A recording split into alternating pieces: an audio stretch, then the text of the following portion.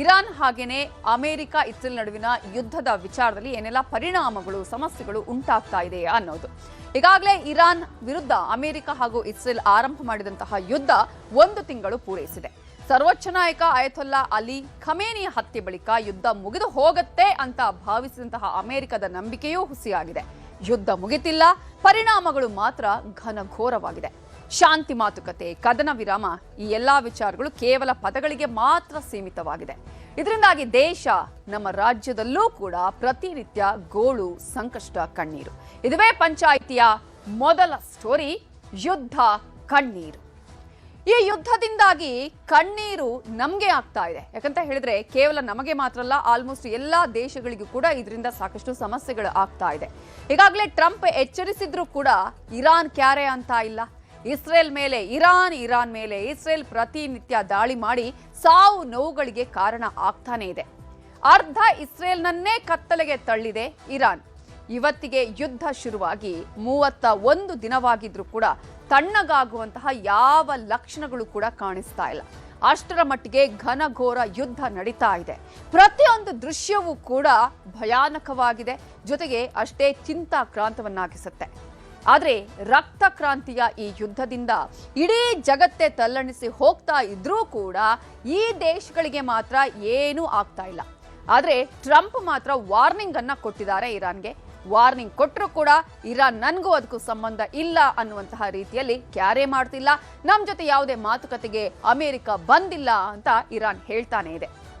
ಇದೀಗ ಯುದ್ಧದ ಪರಿಣಾಮಗಳನ್ನು ನಾವು ನೋಡ್ತಾ ಹೋಗೋದಾದ್ರೆ, ಕಳೆದ 20 ದಿನಗಳಿಂದ ಭಾರತದಲ್ಲಿ ಉಂಟಾಗಿರುವ LPG ಕೊರತೆ ಜನರ ಕಣ್ಣಲ್ಲಿ ನೀರು ತರಿಸ್ತಿದೆ. ಹೋಟೆಲ್, ರೆಸ್ಟೋರೆಂಟ್, ಉದ್ಯಮ ವಲಯ, ಕಮರ್ಷಿಯಲ್ ಗ್ಯಾಸ್ ಸಿಗದೆ ಸಂಕಷ್ಟಕ್ಕೆ ಸಿಲುಕಿದೆ. ಸಿಗ್ತಾ ಇರುವ ಅಲ್ಪ ಸ್ವಲ್ಪ ಗ್ಯಾಸ್ ಸಿಲಿಂಡರ್ಗಳನ್ನ ವಿತರಣೆ ಮಾಡೋದು ಕೂಡ ಈಗ ಸರ್ಕಾರಕ್ಕೂ ಕೂಡ ಸವಾಲೇ ಆಗಿದೆ.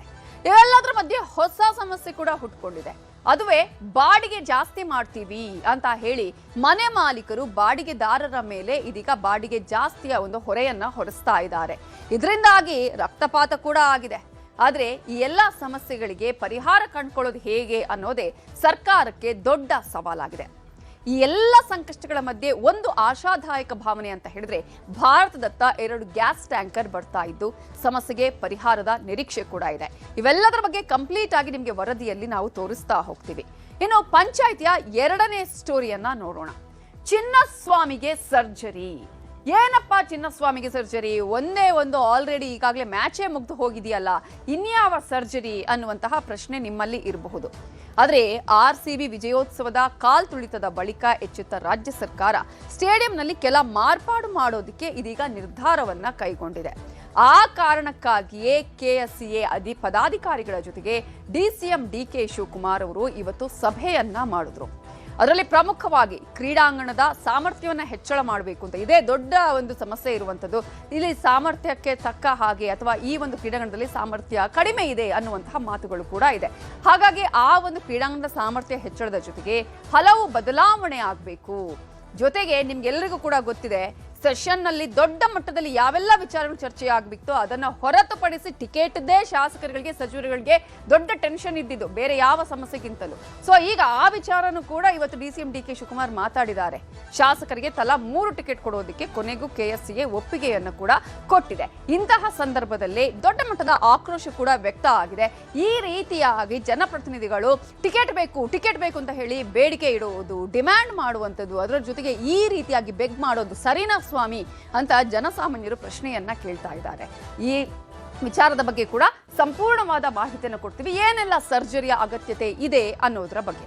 ಇನ್ನು ನಾನು ಆಗ್ಲೇ ಹೇಳ್ತಾ ಇದ್ದೆ, ಪಂಚಾಯಿತಿಯ ಮೊದಲ ಸ್ಟೋರಿಯಲ್ಲಿ ಯುದ್ಧ ಕಣ್ಣೀರು. ಯಾಕಂದ್ರೆ ಈ ಯುದ್ಧದಿಂದಾಗಿ ಈಗ ದೊಡ್ಡ ಮಟ್ಟದಲ್ಲಿ ಕಣ್ಣೀರು ಎಲ್ಲಾ ದೇಶಗಳಿಗೂ ಕೂಡ ಆಗ್ತಾ ಇದೆ. ಅದರಲ್ಲೂ ಕೂಡ ಭಾರತದಲ್ಲೂ ಕೂಡ ಸಮಸ್ಯೆ ಉಂಟಾಗ್ತಾ ಇದೆ. ಭಾರತದಲ್ಲಿ ಸಮಸ್ಯೆ ಉಂಟಾಗಿರೋದ್ರಿಂದಾನೇ ನಮ್ಮ ರಾಜ್ಯದ ಜನರು ಕೂಡ ಸಾಕಷ್ಟು ಪರಿಣಾಮಗಳನ್ನ ಎದುರಿಸ್ತಾ ಇದ್ದಾರೆ. ಹಾಗಾದ್ರೆ ಆ ಘನಘೋರ ಯುದ್ಧದಿಂದ ಏನೆಲ್ಲ ಆಗಿದೆ, ಎಷ್ಟು ಸಾವು ನೋವುಗಳಾಗಿದೆ, ಯಾವ ರೀತಿಯಾಗಿ ಇರಾನ್ ಮೇಲೆ, ಇಸ್ರೇಲ್ ಮೇಲೆ, ಅಮೆರಿಕದ ಮೇಲೆ ಇದರಿಂದ ಸಾಕಷ್ಟು ಸಮಸ್ಯೆಗಳು ಉಂಟಾಗಿದೆ ಅನ್ನೋದ್ರ ಜೊತೆಗೆ ಕರ್ನಾಟಕದ ಮೇಲೆ ಏನೆಲ್ಲ ಎಫೆಕ್ಟ್ ಆಗಿದೆ ಅನ್ನುವ ಕಂಪ್ಲೀಟ್ ವರದಿಯನ್ನ ನಿಮ್ಗೆ ಈ ವರದಿಯ ಮೂಲಕ ತೋರಿಸ್ತಾ ಹೋಗ್ತೀವಿ.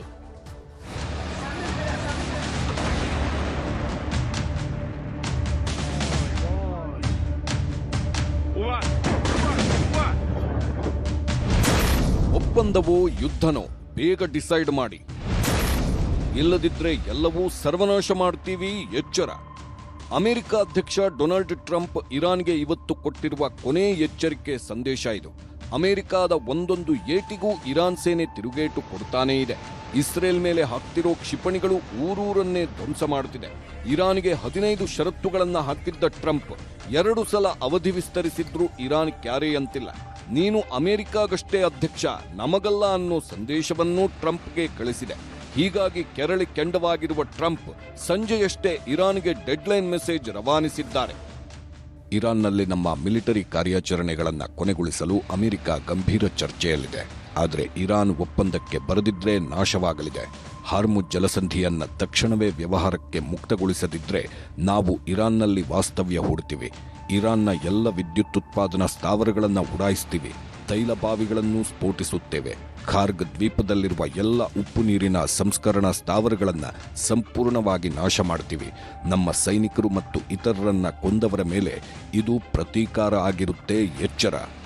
ಇದು ಸೋಷಿಯಲ್ ಟ್ರುತ್ನಲ್ಲಿ ಟ್ರಂಪ್ ಕೊಟ್ಟಿರುವ ಪ್ರತೀಕಾರದ ಸಂದೇಶ. ಆದರೆ ಇರಾನ್ ಟ್ರಂಪ್ ಮುಂದೆ ಮಂಡಿಯೂರಲ್ಲ ಅಂತ ಮತ್ತೆ ಘರ್ಜಿಸುತ್ತಿದೆ. ಇದರಿಂದ ಕೆರಳಿರುವ ಅಮೆರಿಕ ಮತ್ತು ಇಸ್ರೇಲ್ ಸೇನಾಪಡೆಗಳು ಇವತ್ತೂ ಯಾರೂ ಊಹಿಸದಂಥ ದಾಳಿ ಮಾಡಿವೆ.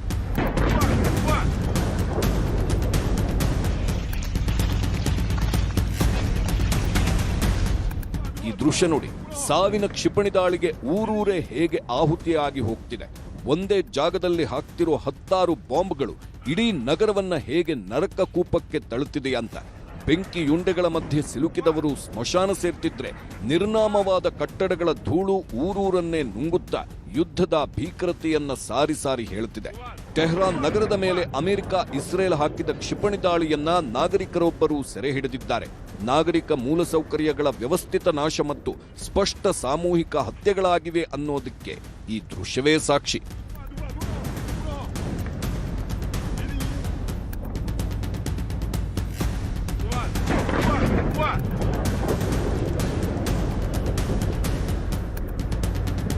ಟೆಹರಾನ್ ಮೇಲೆ ಇಸ್ರೇಲ್ ಹಾಕಿರೋ ದಾಳಿಯ ವಿಡಿಯೋಗಳಿವು. ರಾತ್ರಿ ಹೊತ್ತಲ್ಲಿ ಯಾರೂ ನೆಮ್ಮದಿಯಾಗಿ ಮಲಗೋಕ್ಕಾಗ್ತಿಲ್ಲ. ಯಾವಾಗ ಎಲ್ಲಿಂದ ಹೇಗೆ ಬಾಂಬ್ಗಳು ಬಂದು ಅಪ್ಪಳಿಸುತ್ತೆ ಅನ್ನೋ ಆತಂಕದಲ್ಲೇ ರಾತ್ರಿ ಇಡೀ ಜನ ಜೀವ ಕೈಯಲ್ಲಿ ಹಿಡ್ಕೊಂಡು ಇರಾನ್ನ ಟೆಹರಾನ್ ವಾಸಿಗಳು ಕಾಲ ಕಳೆಯುತ್ತಿದ್ದಾರೆ. ಇದು ಅಮೆರಿಕ ಹಾಕಿರೋ ಬಾಂಬ್ನ ಘೋರ ದೃಶ್ಯ. ಇರಾನ್ಗೆ ಬೆಂಬಲವಾಗಿ ನಿಂತಿರೋ ದಕ್ಷಿಣ ಲೆಬನಾನ್ನ ಟೇರ್ ನಗರದ ಮೇಲೆ ಹಿಂಸಾತ್ಮಕ ಇಸ್ರೇಲ್ ಅಮೆರಿಕ ವೈಮಾನಿಕ ದಾಳಿ ನಡೆಸಿದೆ. ಇಡೀ ಏರಿಯಾವೇ ಸರ್ವನಾಶವಾಗಿದೆ. ಕಟ್ಟಡಗಳು, ಕಾರುಗಳೆಲ್ಲ ಧಗಧಗಿಸಿ ಹೊತ್ತಿ ಉರಿಯುತ್ತಿದೆ.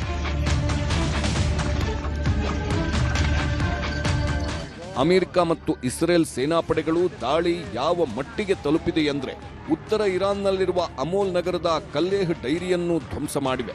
ಇರಾನ್ ನಾಗರಿಕರಿಗೆ ಆಹಾರ ಪೂರೈಕೆ ಮಾಡುತ್ತಿದ್ದ ಅತಿದೊಡ್ಡ ಕಾರ್ಖಾನೆ ಮೇಲೆ ಇಸ್ರೇಲ್ ದಾಳಿ ನಡೆಸಿ ನೆಲಸಮ ಮಾಡಿದೆ.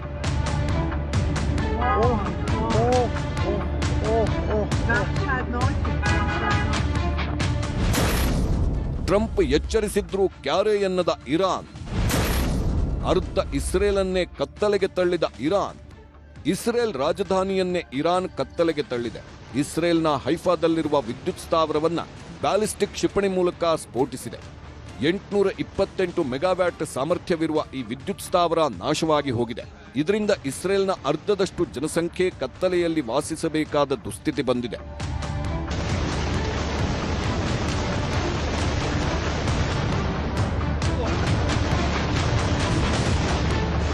ಇಸ್ರೇಲ್ನ ಬೀರ್ಷೆಬಾದಲ್ಲಿರುವ ಉಕ್ಕಿನ ಕಾರ್ಖಾನೆಗೆ ಇರಾನ್ನ ಕ್ಷಿಪಣಿ ಅಪ್ಪಳಿಸಿದೆ. ಕಾರ್ಖಾನೆಯಲ್ಲಿದ್ದ 12ಕ್ಕೂ ಹೆಚ್ಚು ಕಾರ್ಮಿಕರು ಸಾವನ್ನಪ್ಪಿದ್ದಾರೆ.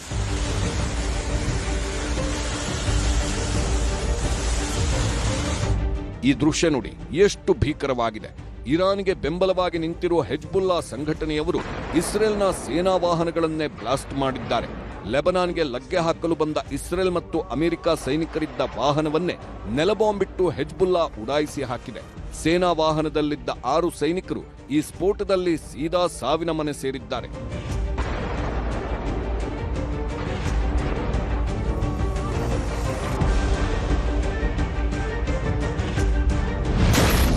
ಇಸ್ರೇಲ್ನಲ್ಲಿ 100 ಜನರ ಅಂತ್ಯಕ್ರಿಯೆ. ಇರಾನ್ ಹಾಕಿರೋ ಒಂದೊಂದು ಕ್ಷಿಪಣಿಗಳು, ಒಂದೊಂದು ಬಾಂಬ್ಗಳು ಇಸ್ರೇಲ್ನಲ್ಲಿ ಸಾವಿನ ಸರಮಾಲೆಯನ್ನೇ ಸೃಷ್ಟಿಸಿದೆ. ಅದಕ್ಕೆ ಸಾಕ್ಷಿ ಈ ವಿಡಿಯೋ. ನೂರಾರು ಜನರನ್ನ ಇಸ್ರೇಲ್ನಲ್ಲಿ ಒಂದೇ ಕಡೆ ಅಂತ್ಯಕ್ರಿಯೆ ಮಾಡಿದ್ದಾರೆ. ಸತ್ತವರ ಫೋಟೋಗಳ ಜೊತೆ ಇಸ್ರೇಲ್ನ ಬಾವುಟಗಳನ್ನು ಹಾಕಿ ಸಂತಾಪ ಸೂಚಿಸಿ ಗೌರವ ನೀಡಲಾಗಿದೆ. ಇಸ್ರೇಲ್ನ ಈ ಸಾಮೂಹಿಕ ಅಂತ್ಯಕ್ರಿಯೆ ನಡೆಸಿರುವ ವಿಡಿಯೋ ಯುದ್ಧದ ಭೀಕರತೆಯನ್ನ ಮತ್ತೆ ಸಾರಿ ಸಾರಿ ಹೇಳುತ್ತಿದೆ.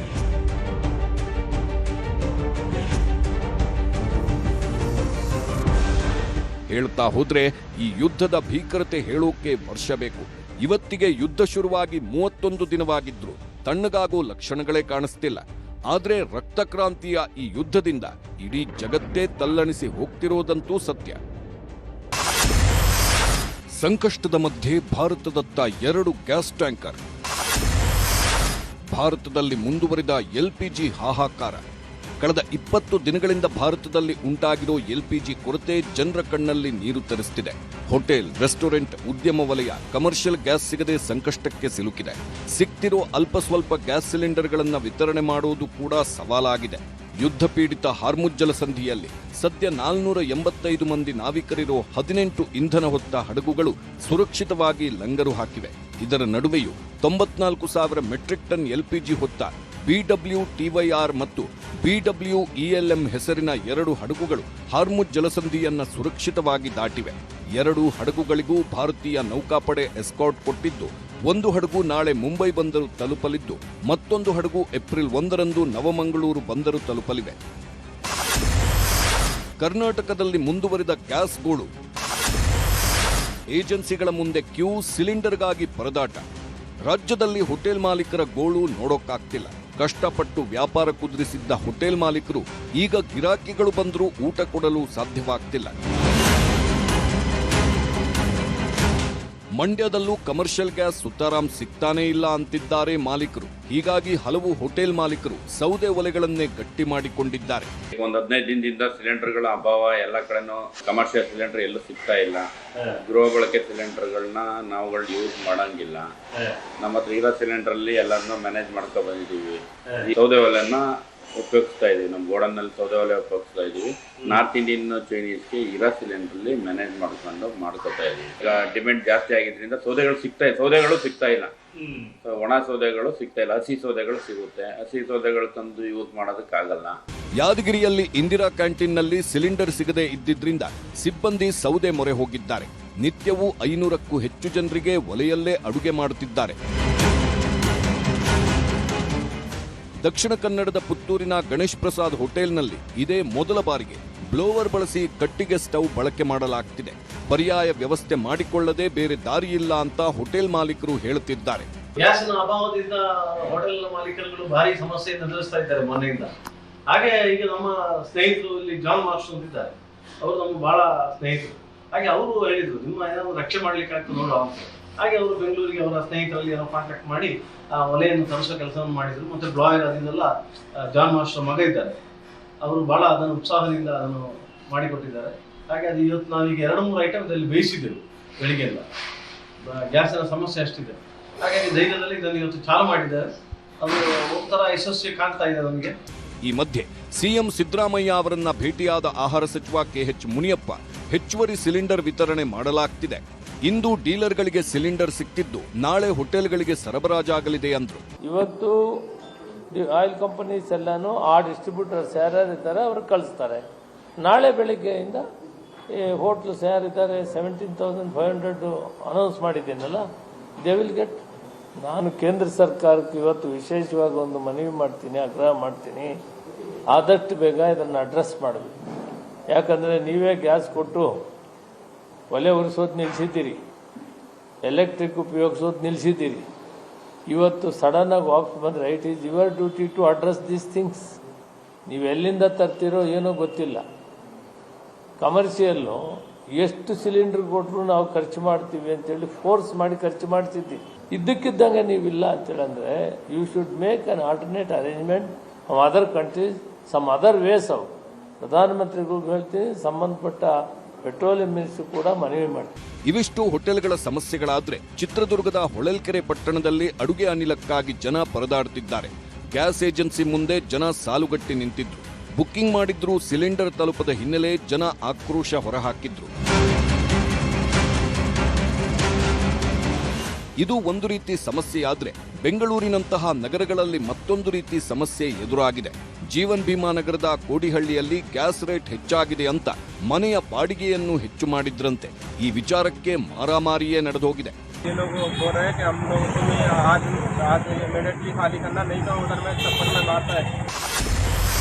ಕಮರ್ಷಿಯಲ್ ಜೊತೆಗೆ ಸಿಕ್ತಿಲ್ಲ ಆಟೋ ಗ್ಯಾಸ್. ರಾಜ್ಯಾದ್ಯಂತ ಆಟೋ ಚಾಲಕರ ಗೋಳು ದಿನೇ ದಿನೇ ಹೆಚ್ಚಾಗ್ತಿದೆ. ಆಟೋ ಗ್ಯಾಸ್ ಸ್ಟೇಷನ್ಗಳ ಮುಂದೆ ಔಟ್ ಆಫ್ ಸ್ಟಾಕ್ ಬೋರ್ಡ್ಗಳು ಬಿದ್ದಿವೆ. ಉತ್ತರ ಕನ್ನಡ ಜಿಲ್ಲೆಯ ಕುಮಟಾದಲ್ಲಿ ಆಟೋಗಳು ಗ್ಯಾಸ್ ತುಂಬಿಸಲು ಕ್ಯೂ ನಿಂತಿದ್ವು. ಮಂಗಳೂರಿನಲ್ಲೂ ಆಟೋ ಚಾಲಕರು ಗ್ಯಾಸ್ಗಾಗಿ ಗೋಗರಿಯುತ್ತಿರೋ ದೃಶ್ಯ ಕಂಡುಬಂತು. 1 ಗಂಟೆ ಆಯಿತು. ಅಬೌಟ್ ಸಾಧಾರಣ 1.5 ಕಿಲೋಮೀಟರ್ ದೂರದಿಂದ ಇನ್ನೂ ಕೂಡ ಲೈನ್ನಲ್ಲಿ ಇದ್ದೇನೆ. 15-20ಕ್ಕೆ ಆಗ್ಬೋದು. ಇದು ಬೆಳಿಗ್ಗೆನಂದು ಇದು. ಮತ್ತು ಯಾವ ಕಡೆ ಕೂಡ ಗ್ಯಾಸ್ ಇಲ್ಲ, ಖಾಲಿ ಇದೊಂದು ಮಾತ್ರ. ನಾವು ಏನೋ ಮಾಡಿದ್ರೆ ಈಗ ಗ್ಯಾಸ್ಗೆ ಹಾಕಬೇಕು. ಎರಡು ತನಕ ಮುಗಿಯಿತು, ಆದ್ರೆ ಸಿಗುದಿಲ್ಲ ಟೈಮ್. ಅಲ್ಲಿಂದ ಬಂದು ಇಲ್ಲಿ ಬಂತು, ಅಲ್ಲಿ ಎಲ್ಲಿ ಪಂಪ್ ಅಲ್ಲಿ ಇಲ್ಲ. 4-7 ಪಂಪ್ ಉಂಟು, ಎಲ್ಲಿ ಪಂಪ್ ಇಲ್ಲ. ಸೇರಿ ಇದೊಂದಲ್ಲಿ ಉಂಟು. ಇಲ್ಲಿ ನಾವು ಬಂದು 2-3 ಗಂಟೆ ತನಕ ಕಾಯ್ತಾ ಇದ್ದೇವೆ. ಬಾಡಿಗೆ ಮಾಡುದು ಹೇಗೆ? ಹೀಗೆ ನಿಲ್ಲಬೇಕು ಲೈನ್ನಲ್ಲಿ. ಬಾಡಿಗೆ ಆಗುವ ಸಾಧ್ಯ ಇದೆಲ್ಲ, ಚಾನ್ಸ್ ಇಲ್ಲ. ಇತ್ತ ಚಿಕ್ಕಬಳ್ಳಾಪುರದ ಟೋಟಲ್ ಗ್ಯಾಸ್ ಬಂಕ್ ಬಂದಾಗಿದ್ದು ಗ್ಯಾಸ್ ಸಿಗದೆ ಆಟೋ ಚಾಲಕರು ಪರದಾಡುತ್ತಿದ್ರು. 20 ವರ್ಷದಿಂದ ಆಟೋ ಓಡಿಸ್ತಾ ಇದ್ದೇನೆ. ನಮ್ಮ 2 ಮಕ್ಕಳಿದ್ದಾರೆ, ಓದ್ತಾ ಇದ್ದಾರೆ. ಇವಾಗ ಕಷ್ಟ ಆಗ್ಬಿಟ್ಟಿದೆ. ಗ್ಯಾಸ್ ಇಲ್ಲ, 2 ದಿವಸ ಗ್ಯಾಸ್ ಫುಲ್ ಇಲ್ಲ. ಇಲ್ಲಿ ಏನು ಮಾಡೋದು ಅರ್ಥ ಆಗ್ತಾ ಇಲ್ಲ. ಸಂಸಾರ ನಡೆಸಬೇಕು, ಮಕ್ಕಳು ಓದಿಸ್ಬೇಕು, ಜೀವನ ಕಷ್ಟ ಆಗೋಗ್ಬಿಟ್ಟಿದೆ. ಬೇರೆ ಇದು ಬಿಟ್ಟರೆ ಬೇರೆ ಆದಾಯ ಇಲ್ಲ. ಇದು ಸ್ವಲ್ಪ ಕಷ್ಟ ಆಗ್ತಾ ಇದೆ ನಮಗೆ. 2 ದಿನದಿಂದ ಗ್ಯಾಸ್ ಇಲ್ಲ. ಆ ಗ್ಯಾಸ್ ಇಲ್ಲ ಅಂದರೆ ಕಷ್ಟ. ಆಟೋ ಓಡಿಸೋದು ಅದೇ ಜೀವನ ನಮ್ಮದು. ಆ ಜೀವನ ಈ ಆಟೋ ನಂಬ್ಕೊಂಡು ಜೀವನ ನಡೆಸ್ತಿದೆ. ಈ ಗ್ಯಾಸೇ ಇಲ್ಲ ಅಂದರೆ ಹೆಂಗೆ ಜೀವನ ನಡೆಸೋದು? ಆಟೋ ಓಡಿಸೋದು ಹೆಂಗೆ? ನಮ್ಮ ಜೀವನ ನಡೆಸೋದು ಹೆಂಗೆ? ಸ್ಕೂಲ್ ಮಕ್ಕಳಿಗೆ ಹೆಂಗೆ? ಊಟಕ್ಕೆ ಹೆಂಗೆ? ನಮ್ಗೆ ಈ ಥರ ಆಗೋದ್ರೆ ಹೆಂಗೆ? ಗ್ಯಾಸೇ ಬರ್ತಾ ಇಲ್ಲ. 2 ದಿನದಿಂದ ಗ್ಯಾಸ್ ಇಲ್ಲ. ಬರೋದು ವಾಪಸ್ ಹೋಗೋದು. ಸ್ಟಾಕ್ ಇಲ್ಲ ಅಂತ. ಸುಮಾರು ಒಂದು 3 ದಿನದಿಂದ ಸಪ್ಲೈ ಬರ್ತಾ ಇಲ್ಲ ಸರ್ ಪ್ಲಾಂಟಿಂದ. ನಮಗೆ ಡೈಲಿ 2 ಟನ್ ಬೇಕು. ಬಟ್ ಈಗ 3 ದಿನದಿಂದ ಯಾವುದೇ ರೀತಿ ಸ್ಟಾಕ್ ಬರ್ತಾ ಇಲ್ಲ. ಪ್ಲಾಂಟಲ್ಲಿನೇ ಸ್ಟಾಕ್ ಇಲ್ಲ ಅಂತ ನಮಗೆ ಮೇಲೆ ಅಧಿಕಾರಿಗಳು ಹೇಳ್ತಾ ಇದ್ದಾರೆ. ಯಾವಾಗ ಬರುತ್ತೆ ಅನ್ನೋದು ಮಾಹಿತಿನೂ ಕೊಡ್ತಾ ಇಲ್ಲ. ಸದ್ಯ ಈಗ 3 ದಿನದಿಂದ ಯಾವುದೇ ರೀತಿ. ರಾಜ್ಯದಲ್ಲಿ ಇಂಧನ ಕೊರತೆ ಮಧ್ಯೆ ಆಟೋ ಎಲ್ಪಿಜಿಗೆ ಕೊರತೆ ಇಲ್ಲ ಅಂತ ರಾಜ್ಯ ಸರ್ಕಾರ ಸ್ಪಷ್ಟಪಡಿಸಿದೆ. ಈ ಹಿಂದಿಗಿಂತ ಹೆಚ್ಚು ಆಟೋ ಎಲ್ಪಿಜಿ ಪೂರೈಕೆ ಆಗಿದೆ ಅಂತ ಸರ್ಕಾರ ಹೇಳ್ತಿದೆ. 72 ಆಟೋ ಎಲ್ಪಿಜಿ ಡಿಸ್ಪೆನ್ಸಿಂಗ್ ಸ್ಟೇಷನ್ನಲ್ಲಿಯೂ ಗ್ಯಾಸ್ ಸರಬರಾಜಾಗ್ತಿದೆ. ಈ ಹಿಂದೆ ನಿತ್ಯ 57.6 ಮೆಟ್ರಿಕ್ ಟನ್ ಸರಬರಾಜಾಗ್ತಿತ್ತು. ಈಗ ನಿತ್ಯ 64.9 ಮೆಟ್ರಿಕ್ ಟನ್ ಆಟೋ ಎಲ್ಪಿಜಿ ಪೂರೈಕೆ ಆಗ್ತಿದೆ ಎಂದು ಸರ್ಕಾರ ಸ್ಪಷ್ಟನೆ ನೀಡಿದೆ. ಶೆಲ್ ಬಂಕ್ನಲ್ಲಿ ಮತ್ತೆ ಇಂಧನ ದುಬಾರಿ. ಶೆಲ್ ಪೆಟ್ರೋಲ್ ಬಂಕ್ಗಳಲ್ಲಿ ಮತ್ತೆ ಪೆಟ್ರೋಲ್ ಡೀಸೆಲ್ ದರ ಏರಿಕೆಯಾಗಿದೆ. ಕಳೆದ 15 ದಿನಗಳಲ್ಲಿ 3ನೇ ಬಾರಿ ಪೆಟ್ರೋಲ್ ಡೀಸೆಲ್ ದರ ಏರಿಕೆಯಾಗಿದೆ. 1 ಲೀಟರ್ಗೆ 122.42 ರೂಪಾಯಿ ಹಾಗೂ ಪ್ರೀಮಿಯಂ ಡೀಸೆಲ್ ಪ್ರತಿ ಲೀಟರ್ಗೆ 108.50 ರೂಪಾಯಿಗೆ ಏರಿಕೆಯಾಗಿದೆ. ಜನರಿಗೆ ಸಿಲಿಂಡರ್ ಸಮಸ್ಯೆ ತಪ್ಪಿಸಲು ಸರ್ಕಾರ ಕೂಡ ಹೆಣಗಾಡುತ್ತಿದೆ. ಆದರೆ ಮಧ್ಯಪ್ರಾಚ್ಯದಲ್ಲಿ ಗಳಿಗೆಗೊಂದು ಬೆಳವಣಿಗೆಗಳಾಗ್ತಿದ್ದು ಮತ್ತೆ ಯಾವ್ಯಾವ ತಿರುವು ಪಡೆಯುತ್ತೋ ಗೊತ್ತಿಲ್ಲ. Bureau report, news 18. ಸೊ ದೊಡ್ಡ ಮಟ್ಟದ ಒಂದು ಪರಿಹಾರ ಸಿಗಲಿ, ಯಾವುದೇ ರೀತಿಯಾದಂತಹ ಯುದ್ಧ ಮತ್ತೆ ಮತ್ತೆ ನಡೆಯದೇ ಇರಲಿ ಅನ್ನುವಂತಹ ಆಶಯ. ಈ ಸಮಸ್ಯೆಗಳಿಗೆಲ್ಲವೂ ಕೂಡ ಪರಿಹಾರ ಕಂಡುಕೊಳ್ಳುವಂತಹ ನಿಟ್ಟಿನಲ್ಲಿ ಸರ್ಕಾರಗಳು ಪ್ರಾಮಾಣಿಕ ಪ್ರಯತ್ನವನ್ನ ಮಾಡಲಿ ಅನ್ನೋದೇ ನಮ್ಮ ಆಶಯ.